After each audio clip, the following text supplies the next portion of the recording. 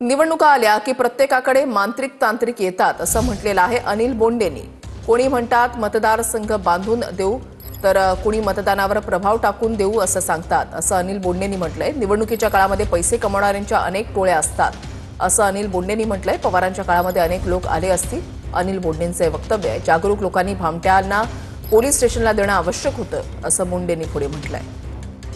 निवडणूक जेव्हा लढवतो ना तेव्हा प्रत्येकाकडे मांत्रिकी येतात, तांत्रिकी येतात। कोणी म्हणतात आम्ही मतदारसंघ बांधून देऊ मंत्र्यांनी। तसेच शरद पवार साहेबांकडे आणि उद्धव ठाकरेंकडे निश्चितपणे गेले असतील। पवार साहेबांनी तर पूर्ण आयुष्य गेलं आहे त्यांचं।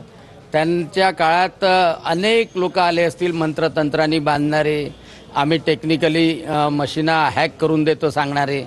खरं जर पाहिलं तर जागरूक नेत्यांनी त्या लोकांना तातडीनं तेव्हाच पोलीस स्टेशनमध्ये देणं आवश्यक होतं। कारण असे फसवेगिरी करणारे जे भामटे असतात त्या भामट्यांना पकडणं हे खऱ्या नेत्याचं काम आहे।